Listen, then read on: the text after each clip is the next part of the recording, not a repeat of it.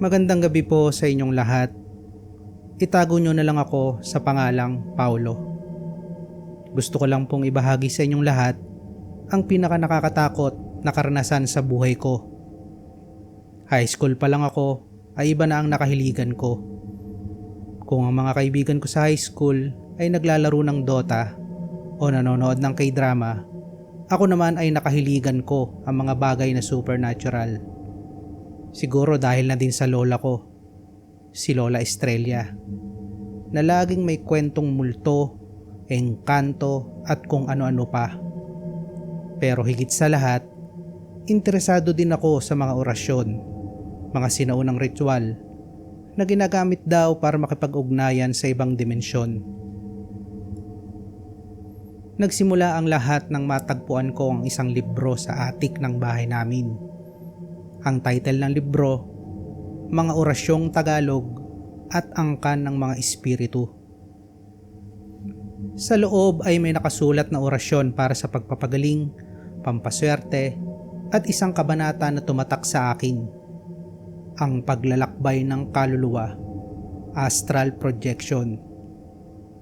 Ayon sa libro, kaya daw ng kaluluwa nating lumabas sa katawan at maglakbay sa espiritual na mundo. Parang out of body experience, pero kontrolado. Kinabukasan ay sinubukan ko agad ito. Sa kwarto ko, naglagay ako ng kandila at insenso gaya ng nakasulat sa libro. Umupo ako sa sahig at inulit-ulit ang mga kataga o orasyon na nakasaad sa libro. Sa una, walang nangyari. Sa pangalawa, ay nakaramdam ako ng panghihina sa aking katawan. Pero nung pangatlong sinubukan ko ito, ay bigla akong nakaramdam ng kakaiba. Parang bumangon ako mula sa pagkakahiga. Pero nakita ko ang sarili kong katawan na nakaupo pa din sa sahig at nakapikit ang mga mata. Nakatayo ako sa tabi ng sarili ko. Naka-astral projection na ako. Tuwang-tuwa ako.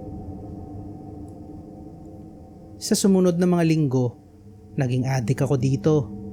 Tuwing gabi, pagtulog na ang pamilya ko, ay ginagawa ko ang ritual. Nakakapaglakbay ako sa buong bahay namin. Nakita ko ang mga kapatid ko na natutulog at ang nanay ko na nanonood pa din ng TV sa kwarto. Minsan ay lumabas ako ng bahay at malayang nakakalipad sa kung saan. Ang ganda at ang sarap sa pakiramdam. Parang panaginip. Pero gising na gising ang isipan ko. Pero may mga patakaran ng libro. Laging mag-iwan ng kandila bilang gabay sa pagbabalik sa katawan. Huwag lalayo ng sobra at lalo na huwag babalik kapag may ibang espiritu na nakapaligid sa katawan mo. Isang gabi, dahil umuulan, ay gusto kong masubukan na lumipad sa labas habang naulan. Sa pagmamadali ko, ay ginawa ko ulit ito kahit na wala akong kandila. Sa isip ko sandali lang naman ako at wala naman sigurong masamang mangyayari. Tuwang-tuwa ako sa paglabas ko. Ang sarap sa pakiramdam. Parang ako mismo ang ulan na dumadaloy sa bawat pagpatak nito. Pero nang bumalik ako sa kwarto ko, ay may naabutan akong nakatayo sa tabi ng aking katawan. Isang lalaki, maputla, basang-basa ang damit, at may malalalim na mga mata. Nakatingin siya sa aking katawan. Dahan-dahan nitong inunat ang kanyang kamay at hinawakan ang balikat ng katawan ko. Bigla akong nakaramdam ng matinding takot. Sinubukan kong bumalik agad sa katawan ko, pero parang may nakaharang na kung ano. Sinubukan kong itulak ang lalaki, pero lumusot lang ako sa kanya. Parang hangin lang siya sa akin. Dito ko naisip na baka espiritu ito. Tumalikod ang espiritu sa akin at dahang-dahang pumasok sa katawan ko. Parang nanonood ako ng pelikula sa sarili kong buhay. Nakikita ko ang sarili kong katawan na may ibang laman. Dahan-dahang bumukas sa mga mata ng katawan ko na sinapian. Ibang-iba ang tingin nito. masungit, malamig, at parang galit sa mundo. Tumayo ito mula sa pagkakaupo sa sahig. Tiningnan ang mga kamay at ginalaw-galaw ang mga daliri. Dahan-dahan itong umiti at sinabing, "Ang sarap pala magkaroon ulit ng katawan pagkatapos ng mahabang panahon." Sabay tawa nito ng malakas. Sinubukan kong sumigaw, "Umalis ka sa katawan ko." Pero wala siyang nadidinig. Para akong naging isang multo. Lumabas siya ng kwarto ko at pumunta ito sa kusina. Kumuha ng kutsilyo. Takot na takot ako. Naisip ko na baka saktan nito ang pamilya ko. Pero imbis na gamitin ang kutsilyo sa masama, kinain lang niya ang keso sa ref. Parang matagal na siyang hindi nakakatikim ng pagkain. Bumalik siyang muli sa kwarto at humiga sa kama at nakatulog. Habang ako naman ay nakatayo sa tabi ng kama at magdamag siyang binabantayan. Kinabukasan, nagising siya na parabang normal ang lahat sa kanya. Naligo ito at nagbihis para pumasok sa eskwela. Sa eskwelahan, nakasalubong nito ang best friend ko. Natawagin na lang nating si Jomar.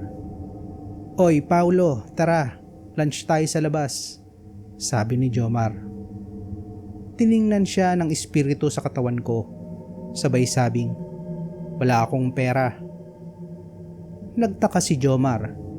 "Ano ka ba? Lagi kang may baon na. Sige na, libre ko na." "Hindi ako gutom," singhal ng espiritu. Sabay alis nito at iniwan si Jomar na nagtataka. Buong araw ay ganoon siya. Suplado, galit, at walang pakailam. Ang masakit ay nakikita ko ang mga kaibigan ko na nasasaktan. Si Michelle, ang crush ko, sinubukan akong kausapin tungkol sa project. "Paulo, okay ka lang ba? Parang iba ka ngayon." "Wala kang pakailam," sagot ng espiritu, sabay alis nito. Kinagabihan, pag-uwi ng katawan ko sa bahay, kinausap ito ng nanay ko. "Ano ba ang nangyayari sa'yo, Paulo? Tinawagan ako ng teacher mo. Sabi niya ay nambubuli ka daw ng mga kaklase mo." "Mga bata lang ang mga yon. Dinidisiplina ko lang," sabay tawa nito. "Paulo, ano na bang nangyayari sa'yo, anak? Hindi ka naman dating ganyan," sabay iyak ng nanay ko. Ang sakit. Gusto ko siyang yakapin at sabing hindi ako yon. Pero wala akong magawa. Lumipas ang 3 araw, hindi pa din ako nakakabalik sa aking katawan. Araw-araw, sinusubukan kong bumalik sa katawan ko. Sinubukan kong itulak ang espiritu palabas, manalangin, at lahat ng mga natutunan kong orasyon. Pero wala. Sa ika-4 na gabi, habang mahimbing nang natutulog ang aking pamilya, bumangon ang katawan ko na may sapi ng espiritu. Dahan-dahan siyang lumabas ng kwarto. Papunta ito sa kwarto ng bunso kong kapatid na tawagin na lang nating si Benjo. 8 taong gulang lamang si Benjo ng mga panahong ito. Tumayo ang espiritu sa tabi ng kama ni Benjo. Matagal na nakatitig ito sa aking kapatid. Maya-maya pa ay hinawakan ng espiritu na to ang buhok niya. Biglang nagising si Benjo. Tinanong nito kung bakit siya nasa loob ng kwarto nito. Ngumisi lang ito at sinabing matulog na ang kapatid ko.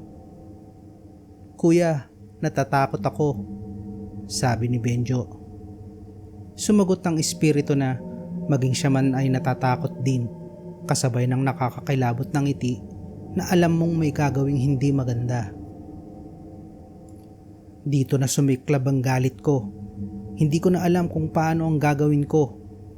Sinubukan kong sambitin lahat-lahat ng nalalaman kong orasyon na natutunan ko. Pero wala pa din talaga. Pero bigla akong naalala ang sinabi minsan ng lola ko na kapag may sumanib daw na espiritu sa katawan ko, ay kailangan ko ng isang mataimtim na dasal At kasabay nito ang matinding focus sa aking isipan na ako ang may-ari ng aking katawan at walang sino man ang pwedeng magmay-ari nito. Pagkatapos kong gawin ang lahat ng yon, biglang napalingon ang espiritu. Parang nadidinig niya ako. Bumulong ito. "Ah, nandiyan ka pala." Sabay tawa nito. Sinigawan ko siya at sinabing umalis sa katawan ko. Tumawa lang ito at sinabing masaya na daw siya at hindi siya aalis. Sinabi din ito na matagal na daw siyang patay. 10 taon na ang nakakalipas nang malunod siya sa isang ilog. Naramdaman ko ang lungkot at galit nito sa mundo. Pero hindi pa din ito dahilan para kunin niya ang katawan ko. Kinabukasan, Sabado ng hapon, umalis ang nanay ko para mamalengke. Si Benjo naman ay naglalaro sa labas ng bahay at ang tatay ko naman ay nasa probinsya para sa isang trabaho. Nakita ko ang sarili kong katawan na pumunta sa garahe. Kinuha niya ang mga tools ng tatay ko, isang martilyo, mga pako at isang lumang kahon. Pumunta siya sa likod bahay, sa maliit na kubo na ginawa naming tambayan ni Jomar nung mga bata pa kami. Sinimulan niyang buksan ang kahon. Sa loob, may larawan. Larawan ng pamilya namin. Larawan ko nung bata at isang larawan ni Lola Estrella. Nakatitig lang itong mabuti sa larawan ni Lola at sabay sabing, "Siya ang nagturo sa iyo ng mga orasyon, di ba?" Alam niya na nasa paligid lang ako ng mga oras na yon. Sinabi din ito na nag-cross na daw ang landas namin noon sa ilog. Bigla akong naalala ang isang pangyayari nung bata pa ako sa may ilog. Isang summer ay pumunta kami sa probinsya kasama ng aking pamilya. May ilog doon at naligo ako. At may isang nilalang na humila sa aking pababa. Pero nailigtas ako ni Lola. Sabi niya ay may espiritu daw doon na nalunod at naghahanap ng kapalit. Nagulat ako sa mga sinabi nito. Siya pala. Siya ang humila sa akin noon sa may ilog nung bata pa ako. Sinabi din nito na matagal na daw niyang hinihintay ang pagkakataong ito. At kung hindi lang daw dahil sa lola ko, ay matagal na sanang nasa kanya ang katawan ko. Biglang may dumating, si Jomar. Hinarap ng espiritu si Jomar at tinanong kung anong kailangan nito. Tinanong ni Jomar kung okay lang daw ba ako dahil nakita niya daw ako na nasa school at may daladalang itim na bag. Sumagot naman ang espiritu sa katawan ko at sinabi nitong wala kang pakialam. Pero porsigido si Jomar na alamin kung ano ba talaga nangyayari sa akin. Kinulit niya ito ng kinulit. Tinitigang mabuti ng espiritu si Jomar at sinabing, wala na si Paulo, iba na ang nasa katawan niya ngayon. Dahil sa takot, nagtatakbo palayo ng bahay si Jomar. Sa mga oras na ito ay talagang galit na ako. Sobra na ang ginagawa ng espiritong ito. Sinasaktan niya ang mga damdamin ng mga mahal ko sa buhay at hindi ko nahihintayin na may mangyari pang masama sa kanila.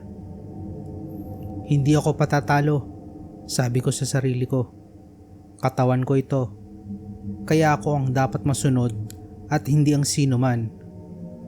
Inisip ko ang lahat ng mga mahal ko sa buhay at sa hindi ko maipaliwanag na kadahilanan ay may nasambit akong isang orasyon na hindi ko malaman kung saan ko ito natutunan. Basta kusa na lang itong lumabas sa aking bibig. Biglang lumakas ang hangin sa paligid. Parang may presensyang pumasok sa aming bakuran. Isang liwanag. Laking gulat ko nang biglang lumitaw ang kaluluwa ni Lola Estrella. Nakatayo siya sa tabi ko. Nakangiti. Sinabi ni Lola na kailangan kong pilitin at lumaban. Tinanong ko si Lola kung paano. Sinabi niyang labanan ko ito ng buong puso at isip at higit sa lahat ng walang pag-aalinlangan. Ngayon na, apo, sigaw ni Lola. Tiningnan ko ang katawan ko. Nakaluhod na ngayon ang espiritu. Parang nanghihina ito at paulit-ulit na sinasabing, "Akin to, akin to." Tumakbo ako diretso sa katawan ko. Nang makapasok ako, madilim at nakaharap ko ang espiritu. Ayaw pa din itong sumuko talaga. "Akin to," sigaw ng espiritu. Biglang lumitaw ang lola ko sa loob at nag-orasyon ito.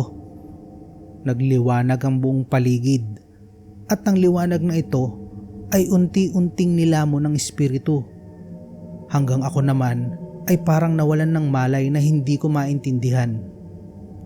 Kinabukasan na ng umaga nang magising ako. Pagdilat ng mga mata ko ay nakita ko ang mga nag-aalalang mukha nila Mama, Benjo at ni Jomar. "Akala ko wala ka na," sabi ni Jomar. Sila Mama at Benjo naman ay umiiyak. Tumayo ako at niyakap ko sila ng mahigpit. At sa gilid, biglang lumitaw muli si Lola Estrella. Nakangiti ang lola ko. Nagpasalamat din ako kay Lola. At pagkatapos ay dahan-dahan na din itong naglaho. 5 taon na din ang nakalipas. At dahil sa takot, hindi ko na din muling tinangkapang ulitin ang astral projection.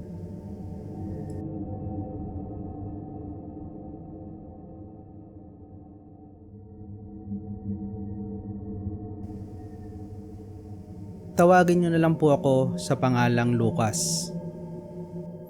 Sa loob ng 17 taon na buhay ko, ang simbahan ang siyang naging tahanan ko.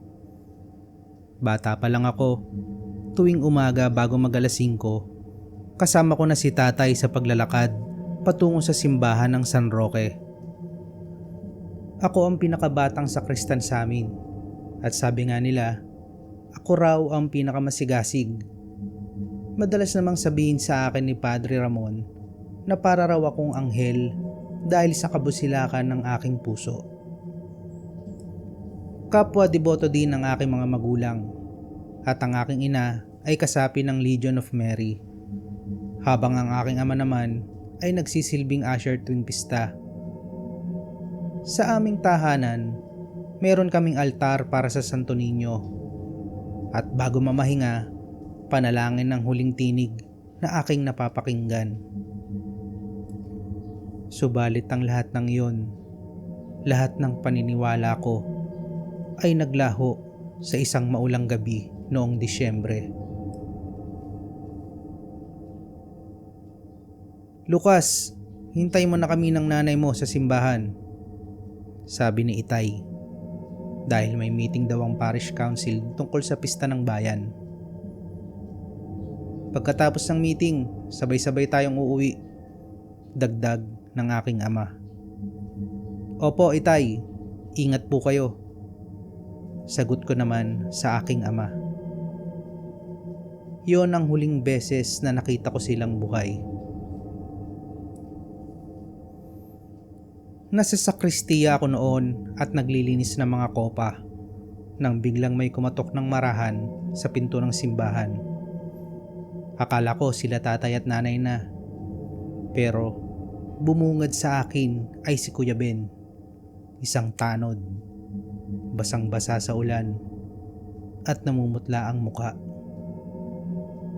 "Lucas, Lucas iho," nanginginig na boses niya.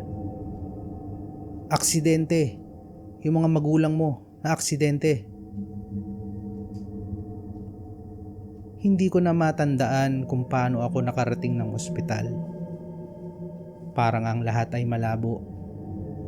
Parang panaginip na hindi mo alam kung kailan matatapos. Nasa emergency room sila pareho. Si nanay, sugatan ng ulo.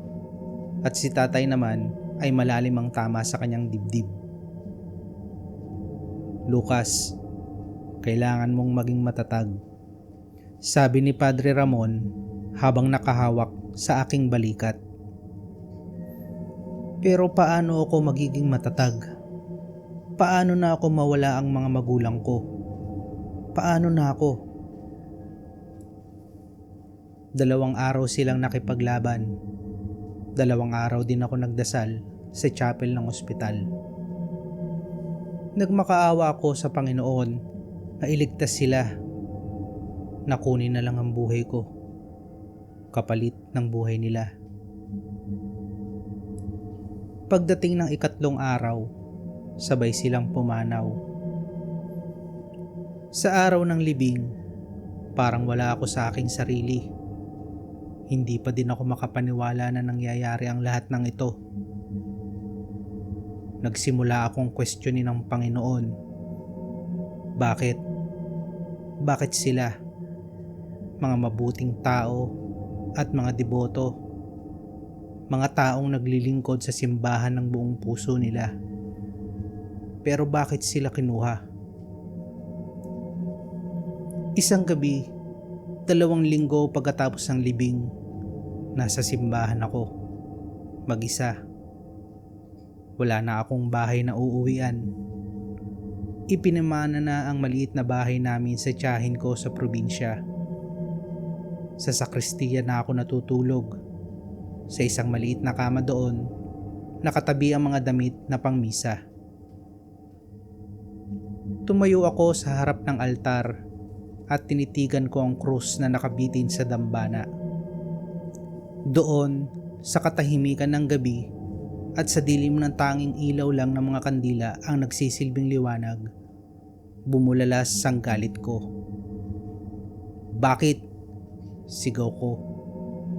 Ang boses ko ay yumanig sa buong simbahan. Bakit mo sila kinuha? Akala ko ba mabuti ka? Akala ko ba naririnig mo ang mga panalangin ko? Nagsisinungaling ka lang pala.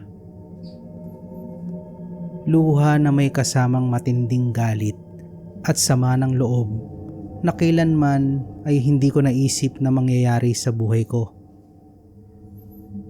Naglingkod ako sa iyo. Naglingkod ang mga magulang ko. Ito ba ang kapalit? Kamatayan at pagdurusa? Biglang naramdaman ko ang isang malamig na hangin. Napatingin ako sa paligid. Wala namang bukas na bintana, pero lumamig ng lumamig ang hangin. Parang yelo na dumadampi sa aking balat. Tapos, may narinig akong tinig. Tinig sa aking isip. Malalim. Parang boses ng isang lalaki. Pero may halong tunog na parang maraming nag-uusap ng sabay-sabay. Galit ka ba sa kanya? Nagulat ako at napalingon. Sino ka? Sigaw ko. Narito lang ako. Narito ako palagi. Nakikinig kapag siya ay bingi sa iyong mga pighati. Lumabas ka. Sigaw ko. Gusto mo bang makita na nagdudusa ang mga nagdulot nito? Wika nito na parabang nanunuyo. Yung driver na lasing na bumangga sa magulang mo. Nasa bilangguan siya ngayon, pero buhay. Bakit siya buhay? Samantalang ang magulang mo na mabuting tao ay patay na. Tama ang sinabi nito. Si Mang Arturo, ang driver ng truck. Buhay at nasa kulungan lang. Ako na may nawalan ng magulang. Hindi patas ito. Hayaan mong tulungan kita. Magkasama tayong maghihiganti. Malambing na tinig nito. Paano? Tanong ko naman sa kanya. Hayaan mo akong makapasok sa buhay mo. Wika ng tinig. Hindi ko alam kung paano, pero sa sobrang galit at pangungulila, tumango ako at pumayag ako sa kagustuhan nito. Biglang parang may pumasok sa katawan ko. Parang hangin na malamig na umakyat mula sa talampakan ko, papunta sa dibdib, hanggang sa ulo. Nanlamig ang buong katawan ko. Para akong nilulunod sa dagat na may yelo. Sumakit ang ulo ko. Parang may mga tinig na nag-uusap. Nagtatalo. Tumatawa sa loob ng isipan ko. Nawalan ako ng malay sa sahig ng simbahan. At nang magising ako kinabukasan, parang wala namang nagbago. Isang araw, habang naglilinis ako ng mga upuan, bigla akong nakita sa tabi ng confession box ang isang babae. Nakaputi, nakatalikod, parang nagdarasal. Lumingon ako sandali, tapos nang tingnan kulit, wala na ito. Akala ko ay pagod lang ako, pero nang sumunod na gabi, habang naglalakad ako pauwi mula sa tindahan, may sumunod sa akin. Naririnig ko ang mga yabag, pero paglingon ko, wala naman. Tapos, sa peripheral vision ko, ay may nakikita akong mga aninong hugis tao. Lalo na kapag galit ako. Kapag naaalala ko ang mga magulang ko. Parang mas dumadami sila. May mga bagay din na nangyayari na hindi ko maipaliwanag. Isang umaga, nagagalit si Padre Ramon sa isang batang lalaki na nang istorbo sa misa. Normal lang naman yon, pero nang gabing iyon, nagkasakit ang bata. Bigla ang lagnat, pagsusuka. Nang dumalaw ako kinabukasan, parang may nakita akong itim na anino sa tabi ng kanyang kama. Nang kumunot ang noo ko, bigla itong nawala. Lalong sumama ang pakiramdam ko nang dumating ang pamilya ni Mang Arturo. Humihingi sila ng tawad. Huwag mo silang patawarin dahil sa kanya wala ka ng magulang. Dapat siyang magdusa. Bulong ng tinig sa isipan ko. At habang pinakikinggan ko ang mga iyak ng asawa ni Mang Arturo, ay mas lalo akong nakakaramdam ng galit sa dibdib ko. Naisip ko na sana namatay na lang siya sa kulungan. Kinabukasan, nalaman kong tinangkang magpakamatay ni Mang Arturo sa selda. Pero nabuhay siya.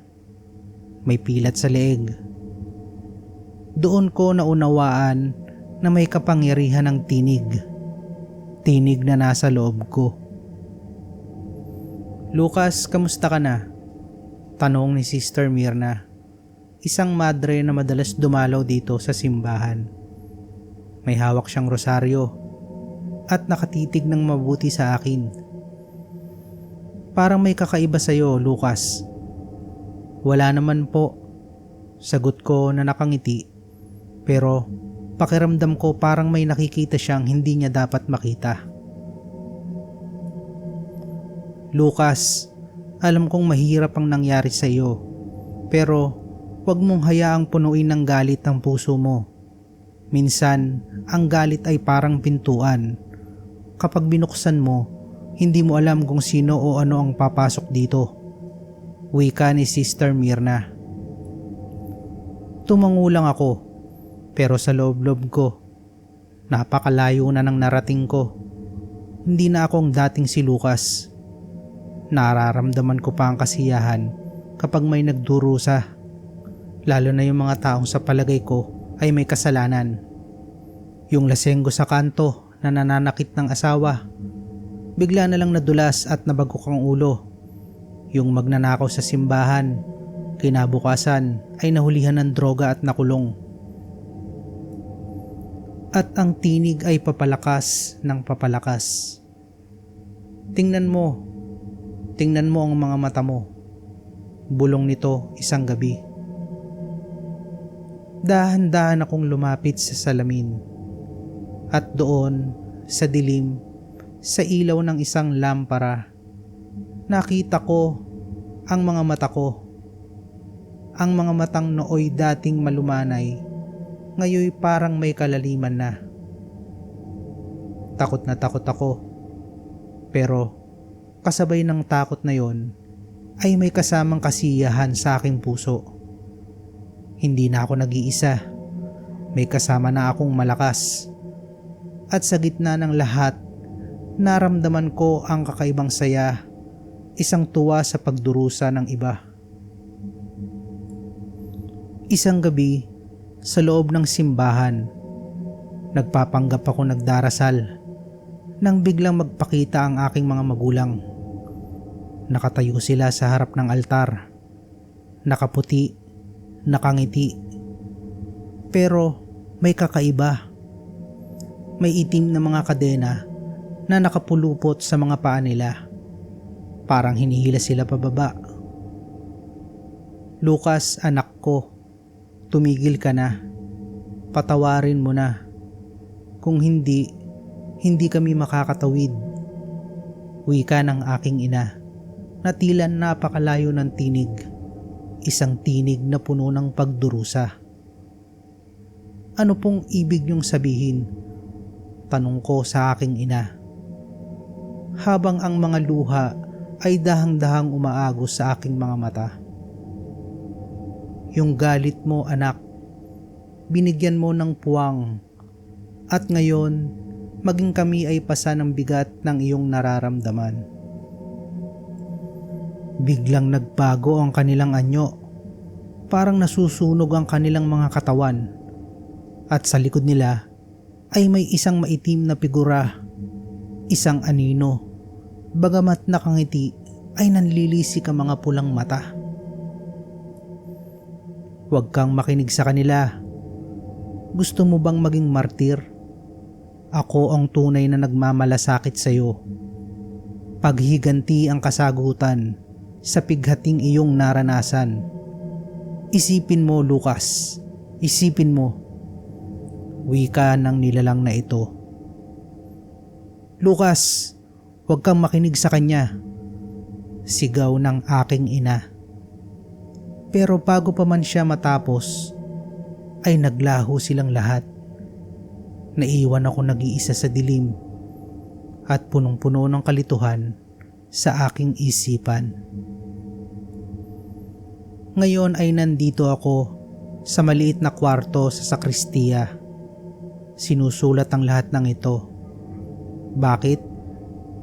Dahil nararamdaman ko na ang tinig ay hindi na basta isang simpleng tinig lamang. Unti-unti na nito akong nasasakop na parang alipin, walang magawa sa anumang iutos nito sa akin. Kanina, habang naghahanda ako para sa misa, napatingin ako sa salamin. Ngumiti ako. Ngunit hindi yun ang ngiti ng tunay na Lucas. Isinulat ko ito para kung sakaling mawala ako, alam nyo ang tunay na nangyari sa buhay ko. Tama ang sinabi ni Sister Myrna.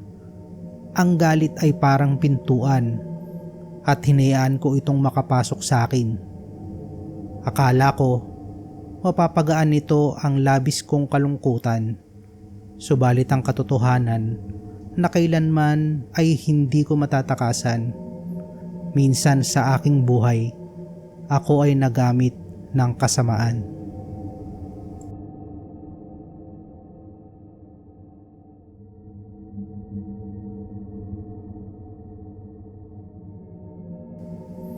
Ako po si Hector. Hindi ko tunay na pangalan. Matagal ko nang gustong isulat ito, pero hindi ko alam kung paano magsisimula. Hindi ko na lang din po gagamitin ang mga tunay na pangalan ng aking pamilya. Hindi kami mayaman. Ang tatay ko ay isang tsuper ng jeep at ang nanay ko naman ay isang labandera. Ako ang panganay sa aming tatlong magkakapatid. Nagtatrabaho ako sa isang computer shop bilang technician. At ang dalawa ko namang kapatid na sina Benji at Grace ay nag-aaral pa. Nakatira kami sa isang maliit na barong-barong sa Maynila. At ang pangarap lang namin ay makaraos sa araw-araw. Hanggang isang umaga, Biglang sumigaw ang tatay ko sa labas ng aming kubol. Nanalo tayo sa loto. Nanalo ang aking itay. Hindi man super jackpot, pero sapat na para baguhin ang buhay namin. Para sa amin, iyon ay kayamanan na. Nag-iyakan kaming lahat. Sa unang pagkakataon ay nakaramdam kami ng pag-asa. Ang unang desisyon ng tatay ko ay bumili kami ng sariling lupa at magpatayo ng bahay. Hindi na raw kami titira sa tabi ng estero. Nakahanap naman siya ng murang lupain sa isang liblib na parte ng Rizal. Malapit ito sa mga burol. 1 ektaryang lupang hindi pa masyadong naaayos. Sabi ng ahente, mura raw dahil medyo malayo sa kalsada at may mga chismis na may mga nilalang daw na nagbabantay sa lugar na yon. Pero ang tatay ko, masaya na siya sa presyo, kaya hindi na ito nagdalawang isip. Binili niya na agad ito. Pamahiin lang yan, sabi niya. Tayo ang magbabago sa lugar na ito. Pinangunahan ko ang pagpapagawa. Kontratista ang kinuha namin, si Mang Ambo. Isang matanda na tiga rito lang din. Noong unang araw na paghahanda ng mga gagamitin, ay napansin kong may maliit na altar sa isang sulok ng lupain.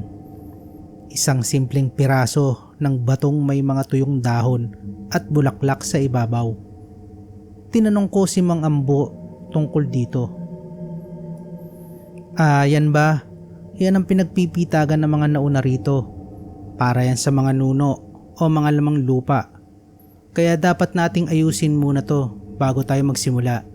Bilang tanda na rin ng paggalang. Ginawa naman namin ito. Nagdala ako ng itlog, tinapay at maliit na baso ng gin. Inilagay ko ang mga ito sa altar. Humingi ng paumanhin at pahintulot sa mga naninirahan daw sa lupa. Tawa lang ng tawa ang tatay ko nang nalaman niya to. Hector, edukado ka pa naman, tapos naniniwala ka sa mga ganyan. Wika ng aking ama. Pero ako, kahit hindi naman ako masyadong relihiyoso, naniniwala ako sa paggalang. May mga bagay na hindi natin lubos na nauunawaan. Nagpatuloy ang konstruksyon. Sa unang linggo, wala namang nangyari. Pero nagsimula ang mga kakaiba nang maghukay sila para sa pundasyon. May mga nakuhang buto ng hayop. Marami. Parang sementeryo ng mga aso o pusa. Tapos, isang araw, natagpuan ng isang trabahador ang isang kakaibang bagay. Isang maliit na bagay na parang anting-anting. Gawa sa buto at buhok. Nakabalot din ito sa lumang tela. Pero inihagis lang nila ito sa tabi ng mga basura. Nang gabing yon, nagsimula ang mga pangyayari. Tumawag si Mang Ambo sa akin. Nag-aalala. Hector, huwag muna kayong pumunta bukas. May nangyari. Pumunta ako kinabukasan. Isang trabahador, si Pedro, ang naaksidente. Nahulog daw sa hukay sa kanilang ginagawa. Bagamat mababaw lang. Pero kakaiba. Sabi ng mga kasamahan niya, parang hinila raw si Pedro pababa. At bago pa siya mahulog, narinig daw nila itong nagsasalita ng kakaiba. Parang nag-uusal, ibang lengguwahe. Hindi nila maintindihan. Matanda at parang bulong ng hangin.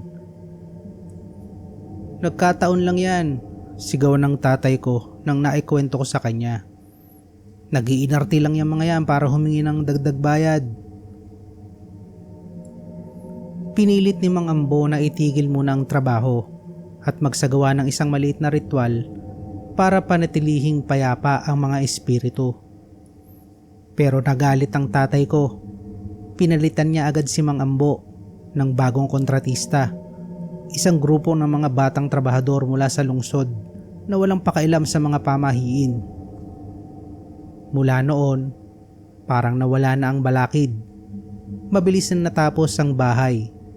Isang 2 palapag na concrete house na may 3 silid, isang malaking sala at isang magandang kusina. Para sa amin na sanay sa kahoy at yero, ito ay isang palasyo. Masayang masaya kaming lahat na lumipat.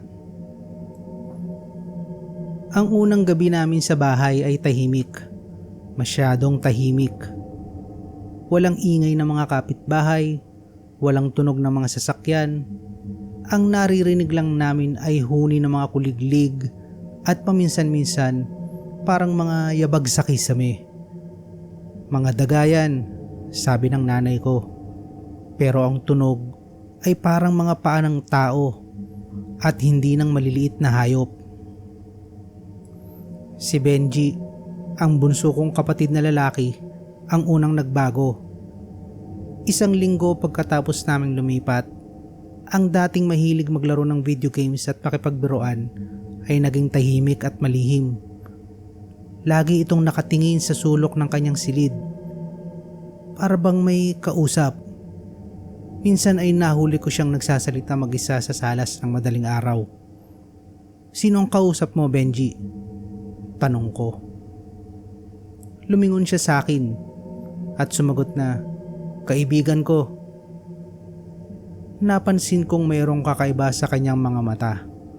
Kahit na ngumiti ito, ay parang walang buhay ang kanyang mga mata. Kinabukasan, si Grace naman, nagising ako sa kanyang pagsigaw. Nagmadali akong tumakbo sa kanyang silid. Pagbukas ko ng pinto, nakatayo ito sa kanyang kama. Nakatitig lang sa bintana. "May babae sa labas. May babaeng nakaputi. Tinatawag niya ako. Umiiyak siya." Wika ni Grace. Tumingin ako sa bintana, pero wala naman. Walang sino man ang nasa madilim na bakuran namin. Sumunod naman ang aking nanay. Ang pinakamadasalin sa aming lahat ay biglang tumigil sa pagdarasal. Inalis din niya ang lahat ng santo at larawan ng mahal na birhen sa altar namin. Ang tatay ko naman na dating matapang at praktikal ay naging paranoid. Tinadtad niya ng mga kandado ang lahat ng pinto sa bahay. May mga magnanakaw, may mga pumapasok sa gabi. Naririnig ko silang naglalakad sa hagdanan. Bulong nito sa akin. Pero kami lang naman ang nakatira sa bahay. Ako lang ang parang normal. O siguro ako lang ang nakakaramdam na may mali. Kakaiba din ang hangin sa loob ng bahay. Laging malamig. Kahit tirik naman ang araw sa labas. At ang amoy lupa na hindi mo maintindihan. At parang amoy libingan. Nagsimula akong magsaliksik. Bumalik ako sa lugar at hinanap si Mang Ambo. Nakatira siya sa isang maliit na bahay sa bayan. Nang makita niya ako, ay parang nahulaan na niya ang dahilan ng pagbisita ko. Ginambala niyo sila. Ang lupain na yan, ayon sa mga matatanda, ay para sa kanila lamang at hindi tirahan ng mga tao. Nung itayo ninyo ang inyong bahay, inanyayahan niyo silang pumasok. Wika ni Mang Ambo. Paano naman sila mapapaalis, Mang Ambo? Desperadong pagtatanong ko sa kanya. Malungkot siyang tumingin sa akin at sinabing, "Masyado nang huli. Nasa loob na sila ng inyong tahanan. Nasa loob na din sila ng pamilya mo. At ang tawag nila riyan ay ang pag-aangkin. Isang katawan, isang kaluluwa. Unti-unting pagsakop. Hanggang sa wala nang matira sa pamilya ninyo." Nagmadali akong bumalik sa bahay nang may pangamba sa dibdib. Nang makarating ako, nakita ko ang nanay ko sa kusina. Hinihiwa niya ang karne para sa hapunan. Pero ang kakaiba, hinihiwa niya ito ng buhay na buhay at kumakain ng hilaw na piraso nito. Inay, anong ginagawa nyo? Lumingon ito na nanlilisik ang mga mata. Tumakbo ako sa itaas, sa silid ni Benji. Nakita ko siyang nakatayo sa harap ng salamin at nakangisi. Pero ang refleksyon niya, iba, mas matanda at mahaba ang buhok nito. Hector, halika na, maglaro tayo. Gusto ka rin nilang makilala, wika ni Benji. Bumaba ako, hinanap ko si Grace. Naririnig ko ang kanyang iyak mula sa likod ng bahay. Nakita ko siya sa may lugar kung saan dating nakatayo ang maliit na altar. Nakaupo siya sa lupa. Hinuhukay niya ito ng kanyang mga kamay hanggang sa magdugo ang mga kuko niya. Kailangan nating ibalik ito. Kailangan nating ibalik ang kanyang buto. Paulit-ulit niyang sinasabi habang umiiyak siya. Naalala ko ang anting-anting na itinapon ng mga trabahador. Bumalik ako sa lugar ng konstruksyon. Sa bunton ng mga basura, hinanap ko ito sa ilalim ng mga labi at simento. At naroon, marumi at nabasag na, ang maliit na bagay na gawa sa buto at buhok. Nang hawakan ko ito, naramdaman ko ang isang matinding sakit sa ulo. Parang may isang sigaw sa isip ko. Isang sigaw ng galit at sakit. At kasabay nito, narinig ko ang mga hiyawan mula sa bahay. Tumakbo ako pabalik. Binuksan ko ang pinto. Nakita ko ang tatay ko na nakatayo sa gitna ng sala. Hawak ang isang kutsilyo.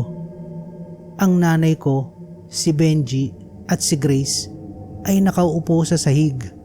Nakapaligid sa kanya. Hector, sumama ka na sa amin. Kumpleto na tayo.